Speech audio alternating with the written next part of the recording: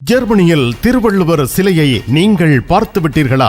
அப்படி இல்லையெனில் ஒருமுறை கோபுரா ஞானம் நிறுவனத்திற்கு விஜயம் செய்யுங்கள். டிசம்பர் 21 முதல் 31 வரை இருப்பவை யாவும் நீங்கள் எடுத்துச் செல்ல 30 முதல் 70% வரை உங்களை மகிழ்விக்கும் மாபெரும் மலிவு விற்பனை. நத்தார் புத்தாண்டு பண்டிகையை கோபுரா ஞானம் புடவைகள் அணிந்து கொண்டாடுங்கள். கோபுரா ஞானம் டோட்முண்ட். தமிழ் காட்சி ஊடகத்தில் இணைந்து கொள்ளுமாறு நாம் விடுக்கும் வேண்டுகோளை ஏற்று சப்ஸ்கிரைப் செய்து வருகின்ற உங்கள் எல்லோருக்கும் எமது நன்றியை தெரிவித்துக் கொள்கின்றோம். இதுவரையில் இணைந்து கொள்ளாதவர்கள், சப்ஸ்கிரைப் செய்து கொள்ளாதவர்கள் தயவு செய்து இணைந்து கொள்ளுங்கள்.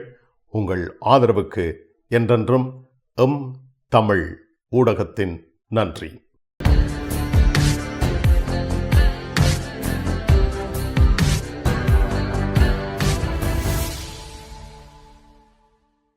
இனி ஜெர்மனி செய்திகள். ஜெர்மனி நாட்டில் இருந்து வேலும் மயிலும் ராமகிருஷ்ணன் அவர்கள். எந்தமிழ் உறவுகளே வணக்கம். ஜெர்மனி நாட்டின் வெளியுறவு அமைச்சருக்கு பெரும் அழுத்தம் ஏற்பட்டுள்ளது. ஜெர்மனியின் வெளிநாட்டு அமைச்சர் அன்னலேனா பேர்போக் அவர்களுக்கு பாரிய அளவு அழுத்தம் ஒன்று ஏற்பட்டிருக்கின்றது. அதாவது தாலிபான் அமைப்பினர் ஆப்கானிஸ்தானை தமது கட்டுப்பாட்டுக்குள் கொண்டு வந்த பிற்பாடு ஆப்கானிஸ்தான் நாட்டவர்கள் ஜெர்மன் நாட்டுக்கு வரவழைக்கப்பட்டார்கள். அதாவது ஜெர்மன் துருப்புகளுக்கு ஆப்கானிஸ்தான் நாட்டுக்கு உதவி செய்தவர்களுக்கு இவ்வாறான சலுகைகள் வழங்கப்பட்டு வந்தது. இதே வேளையில் பாகிஸ்தானின் தன்னாரமான இஸ்லாமாபாத்தில் உள்ள ஜெர்மன் தூதராலயத்தில் சில முறைகேடான சம்பவங்கள் நடைபெற்றதாக தெரிவிக்கப்பட்டிருக்கின்றது. அதாவது மோசடியான ஆப்கானிஸ்தான் நாட்டு கடவுச்சீட்டை சமர்ப்பித்தவர்களுக்கு கூட ஜெர்மன் நாட்டுக்கு விசா வழங்குவதற்கு அனுமதி வழங்கப்பட்டதாக தெரிவிக்கப்பட்டது. இந்த விடயத்தில் மூத்த அதிகாரி ஒருவர் முறைகேடாக நடந்ததாக தெரிவிக்கப்பட்டிருக்கின்றது. இதேபோல் எத்தியோப்பிய நாட்டிலிருந்து 5 பேர்கள் ஜெர்மன் நாட்டு பல்கலைக்கழகத்தில் கல்வி கற்பதற்காக விசாவுக்கு விண்ணப்பம் செய்ததாகவும், இதே வேளையில் இந்த விசாவை விசாரித்த அதிகாரிகள் முதலில் இந்த விசா விண்ணப்பத்தை நிராகரித்ததாகவும், இதே வேளையில் மூத்த அதிகாரி ஒருவரின் தலையீட்டின் காரணமாக இந்த 5 பல்கலைக்கழகத்தில் கல்வி கேட்கப் போவதாக எத்தியோப்பியாவிலிருந்து ஜெர்மன் நாட்டுக்கு வந்தவர்களுக்கு விசா வழங்கப்பட்டதாக தெரிவிக்கப்பட்டுள்ளது. இதே வேளையில் இவ்வாறு வந்த இந்த 5 எத்தியோப்பிய நாட்டவர்களும் பின்னர் ஜெர்மன் நாட்டில் அகதி விண்ணப்பம் மேற்கொண்டார்கள் என்றும் தெரிய வந்திருக்கின்றது. இதன் காரணமாக கிழக்கு ஜெர்மனியின் 2 அரசரப்பு சட்டத்தரணியினர் இது சம்பந்தமாக இந்த மூத்த அதிகாரிக்கு எதிராக விசாரணைகளை முடக்கிவிட்டுள்ளதாக தெரிவிக்கப்பட்டுள்ளது. கிறிஸ்துமஸ் தினத்தில் உயிரிழந்த ஒருவர் பற்றிய விசாரணைகள் தற்பொழுது மேற்கொள்ளப்படுகின்றன. நத்தார் தினம் அன்று டியூஸ்பர்க் நகரத்தில் ஒருவர் இறந்ததாக தெரிவிக்கப்பட்டுள்ளது. அதாவது 29 வயதுடைய ஒரு நபர் இரத்த காயங்களில் அந்த பிரதேசத்தில் உள்ள ஹோட்டல் ஒன்றுக்கு வந்ததாகவும், இதை அவதானித்த இந்த ஹோட்டலில் வேலை செய்த ஊழியர் உடனடியாக போலீசாருக்கு தகவல் வழங்கியதாக தெரிவிக்கப்பட்டுள்ளது. இதே வேளையில் அந்த ஸ்தலத்துக்கு வந்த போலீசார் மீது இவர் முறைகேடான முறையில் நடந்து கொண்டதாகவும், பின்னர் போலீசார் இவரை கட்டி வைத்ததாக தெரிவிக்கப்பட்டுள்ளது. இதே வேளையில் பின்னர் இவர் இறந்ததாக தெரிவிக்கப்பட்டுள்ளது. இந்த நிகழ்வு சம்பந்தமாக தற்பொழுது டிசுல்லோ மற்றும் டியூஸ்பர்க் நகர அரசமைப்பு சட்டத்தினர் வெவ்வேறு வகையான முறையில் விசாரணைகளை ஆராய்ந்து வருவதாக தெரிவிக்கப்பட்டுள்ளது. இதேவேளை இந்த நபரானவர் கடந்த வாரமும் இவ்வாறு ஒரு ஹோட்டல் ஒன்றில் தகராறில் ஈடுபட்டதாக தெரிவிக்கப்பட்டுள்ளது.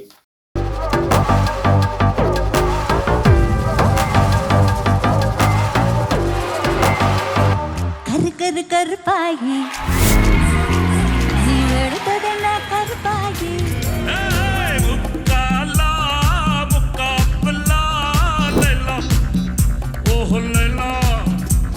மின்சார பூவே பெண் பூவே பெய்திட வேண்டும் என்னோடு வாராய். எழுவய பூக்கலையே யாரெடுத்தும் பார்க்கலையே எங்கெங்கும் இன்பம் அது கோலம் ஓட பின்னுள்ள வீணையே தன்னந்தனியே நான் காத்து காத்து நின்றேன் நிலமே.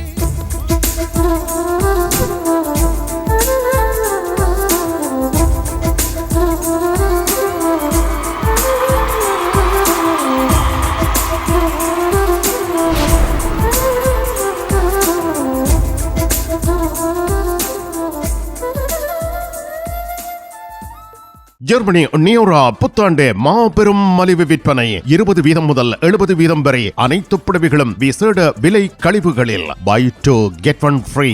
லுட்விக் ஸ்ட்ராசா 19 பிராங்க்ஃபர்ட்டிலும் ரைனிட்ஸ் ஸ்ட்ராசா 71A டோட்முண்டிலும் ஜனவரி 2ஆம் தேதி முதல் 4ஆம் தேதி வரை காலை 10 மணியில் இருந்து இரவு 8 மணி வரை.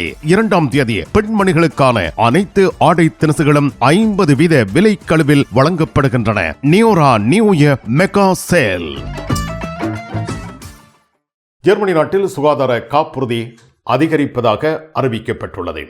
ஜெர்மனியில் சுகாதார காப்புறுதிக்காக மக்கள் வழங்குகின்ற பணத்தில் வருகின்ற ஆண்டு 2.5% உயர்வு ஏற்படும் என்று தெரிவிக்கப்பட்டுள்ளது. அதாவது 2025ஆம் ஆண்டு 14.6% உயர்வு ஏற்படும் என்றும் 2022ஆம் ஆண்டு சுகாதார காப்புறுதிக்காக 3.6% உயர்வு ஏற்பட்டதாகவும் தெரிவிக்கப்பட்டுள்ளது. குறிப்பாக 73,800 யூரோக்களை வருடம் ஒன்றுக்கு உழைக்கின்றவர்கள் சராசரியாக வருடத்திற்கு 6,150 யூரோக்களை தனது சுகாதார காப்புறுதிக்கு வழங்க வேண்டும் என்றும் தெரிய வந்திருக்கின்றது.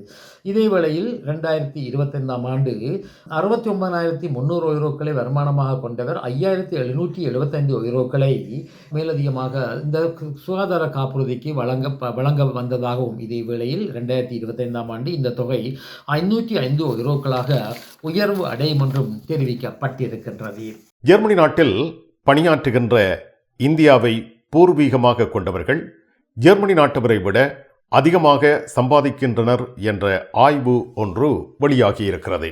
ஜெர்மனியில் இந்தியாவிலிருந்து ஜெர்மன் நாட்டுக்கு வந்து இங்கே தொழில் புரிபவர்களுக்கு ஜெர்மனியர்கள் உழைக்கின்ற உழைப்பை விட கூடுதலான உழைப்பொன்று கிடைப்பதாக ஜெர்மனியின் இன்ஸ்டிடியூட் டோச்சே வியர்ட்ஷாஃப்ட் என்ற அமைப்பானது தனது ஆய்வில் தெரிவித்திருக்கின்றது. அதாவது இந்தியாவிலிருந்து ஜெர்மன் நாட்டுக்கு வருகின்றவர்களில் கூடுதலானவர்கள் கணிதம் மற்றும் இன்ஃபர்மேஷன் என்று சொல்லப்படுகின்ற கணனித்துறை மற்றும் இயற்கை விஞ்ஞானங்களில் மிகவும் பாண்டித்தியம் பெற்றவர்களாக உள்ளதாகவும், இதனால் இவர்கள் ஃபக்ராஃப்ட் என்று சொல்லப்படுகின்ற பயிற்சிப்பட்ட தொழிலாளர்களுடைய அடிப்படையில் ஜெர்மன் நாட்டுக்கு வருவதாகவும் அந்த செய்தியில் தெரிவிக்கப்பட்டிருக்கின்றது. குறிப்பாக ஜெர்மன் நாட்டவர்களுக்கு அடிப்படை சம்பளம் 12 யூரோவுக்கு மேலாக இருக்கின்ற நிலையில் இவ்வகையானவர்களுக்கு ஜெர்மன் நாட்டுக்கு வருவதற்கு குறிப்பிடத்தக்க அளவு அடிப்படை சம்பளத்தை காட்டினால் மட்டுமே ஜெர்மன் நாட்டுக்கு வர முடியும் என்ற ஒரு கருத்தினாலும் இவர்களது உழைப்பானது மற்ற ஜெர்மனியர்களை விட கூடுதலாக உள்ளதாக தெரிவிக்கப்பட்டிருக்கின்றது. குறிப்பாக இந்தியர்கள்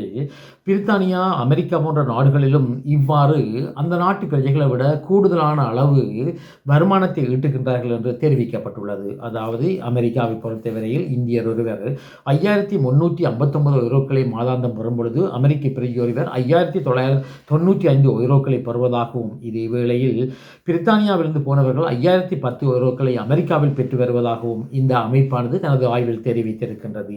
சீனா மற்றும் பிரேசில் போன்ற நாடுகளிலிருந்து அமெரிக்காவுக்கு சென்றவர்களும் குறைந்த அளவு ஊதியத்தையே பெறுகின்றார்கள் என்று தெரிவிக்கப்பட்டுள்ளது. இதே வேளையில் ஜெர்மன் நாட்டில் பயிற்சி நெறிகளை மேற்கொண்டவர்கள் ஜெர்மன் நாட்டுக்கு வரும் பொழுது 6,678 யூரோக்களை மாதாந்தமாக பெறுகின்றார்கள் என்றும் இந்த ஆய்வில் தெரிவிக்கப்பட்டுள்ளது.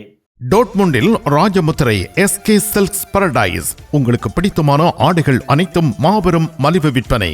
ஒவ்வொரு சனிக்கிழமையும் அதிவிசேட மலிவு விற்பனை. விஜயம் செய்யுங்கள் SK சில்க்ஸ் பரடைஸ் டோட்முண்ட். இனி உலகச் செய்திகள்.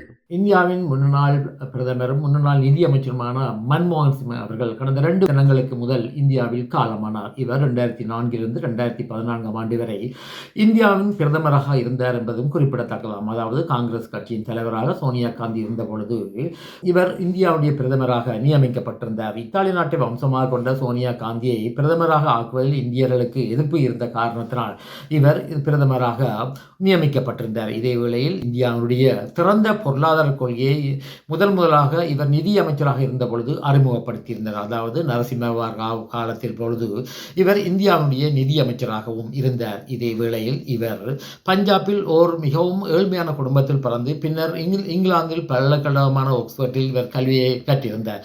இதன் பிற்பாடு இந்தியா வந்த இவர் இந்தியாவுடைய மத்திய வங்கியின் தலைவராக இருந்தார் என்பதும் குறிப்பிடத்தக்கதாகும்.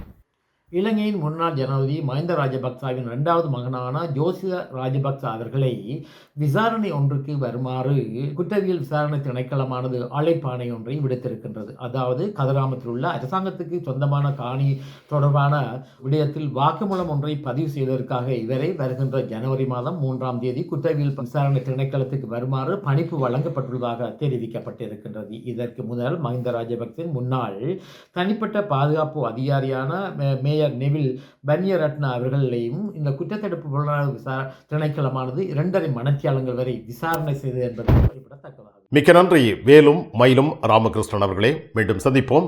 வணக்கம். அதெல்லாம் இருக்கட்டுமாப்பா, வீட்டு டிடி பாக்ஸ் இருக்கோ என்ன இல்லையோ? எனக்கு விசாக்கு முதல் டிடி பாக்ஸ் இருக்கும் இல்ல. சரி, ஓகே, பாய். நைட் எடுக்கிறேன் என்ன? சரியா? இங்க என்னடா வாங்கி விற்கிறாராம்? என்ன இப்போ உலகம் டிடி பாக்ஸ் எல்லாம் இருந்திருக்கு இல்ல, அவர் என்னன்னு சொன்னா ஃபுட் சிட்டி வச்சுக்கிறாரு தானே, இப்ப கொஞ்சம் பிஸியா இருப்பார். அவர் வீட்டை டிவியும் பாக்குறீங்கள, அப்ப இப்ப நான் போறேன் தானே, இப்ப வாங்கி விற்பேன். மறந்துடாதீங்கோ, நீங்களும் வீட்டுல டிடி பாக்ஸ் வாங்கி வைங்க. தமிழ் தொலைக்காட்சிகளின் நிகழ்ச்சிகளை தங்கள் இல்லங்களுக்கு எடுத்து வருவதில் முன்னணி வகிப்பது டிடி பாக்ஸ். நீங்கள் விரும்பும் தொலைக்காட்சி நிகழ்ச்சிகளை இலகுவாக பார்த்து மகிழ டிடி பாக்ஸ். விவரங்களுக்கு 0049 1630 00 78 00.